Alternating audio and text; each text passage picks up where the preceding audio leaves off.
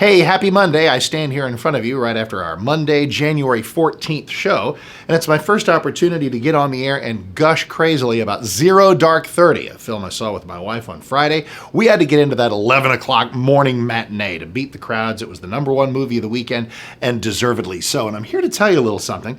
Most of what you've heard about this film is probably wrong. Did you hear that it would be a big Valentine to President Obama? The studio felt this pressure so much that they changed the release date. It was going to come out in October, and everyone, oh no, it'll just be a big wet kiss for Obama, et cetera, et cetera. I wish the thing had come out in October. I don't think it would have helped Romney win, but it sure would have helped people appreciate George W. Bush. At least that's the effect it had on me. And therein lies the interesting thing about what Kathryn Bigelow has done here with Zero Dark 30. It is the story, it's a detective story in wartime, how we got bin Laden. And that means it starts with, the story starts and the movie starts with some pretty unpleasant viewing, some enhanced interrogation techniques, shall we say, waterboarding and other things. There is a lens that you see this through depending on what you bring in to the theater. I have a feeling if Sean Penn and Barbara Streisand and Cindy Sheehan were to sit down, the movie would make their heads explode, perhaps literally. For me, it was harsh viewing, but it gave me a renewed appreciation for what it takes to win a war against these people, against radical Islam. This is not beanbag here.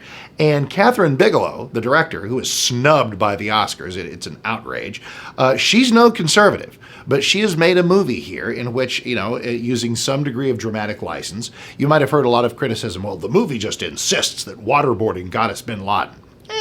Not so much. It shows in a narrative that seeks to integrate all kinds of storylines, from our war on terror, from general techniques to their general effectiveness, to their perhaps peripheral role in helping us get to certain people that eventually led to bin Laden. You see the A, B, C, D, E that I just connected. Yes, it does indeed do that.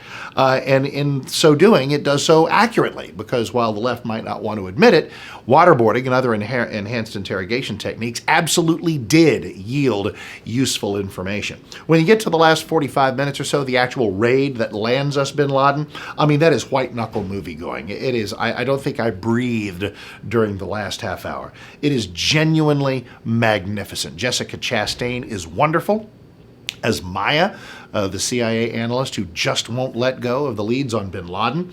You get to see Tony Soprano as Leon Panetta. That's kind of interesting. James Gandolfini is in there. And in fact, I'm going to relate just one part of the movie. It doesn't give anything away. Well, we didn't give anything away. We kind of know what happens, don't we?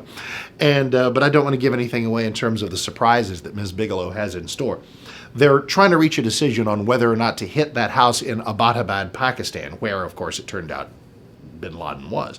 And there was some skepticism. They went around a big room and said, 50-50, maybe 60-40. And she's in the back of the room and says, with the director Panetta there, says, 100%, sir, 100%. Okay, I'll go 95 because you people are freaked out by certainty.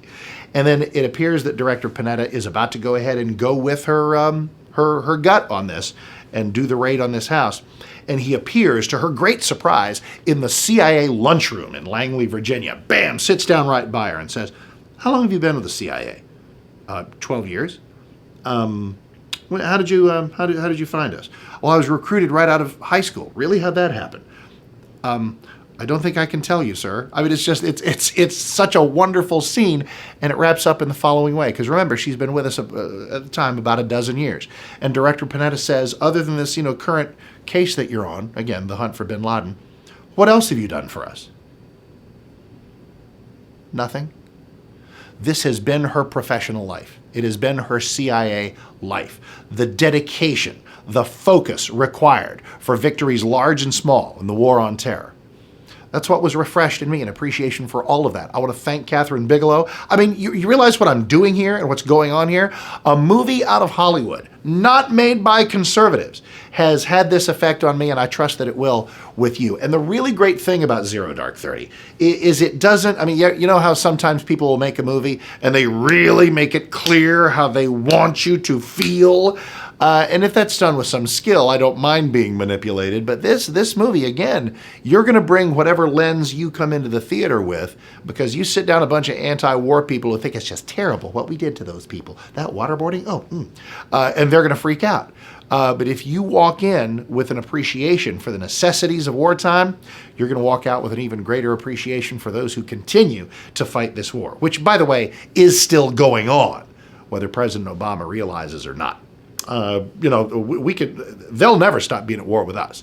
And I highly recommend that we not come off our war footing with them. But gosh, I guess that's another talk show and another video blog. Thanks for hanging out with me for this one and for being with us on The Mark Davis Show, 7 to 10 a.m. Central Time, except Fridays when we do Bill Bennett's Morning in America, 5 a.m., 5 to 8 on The Bill Bennett Show, and then 8 to 10 locally, all Central Time right here on 660 a.m., The Answer.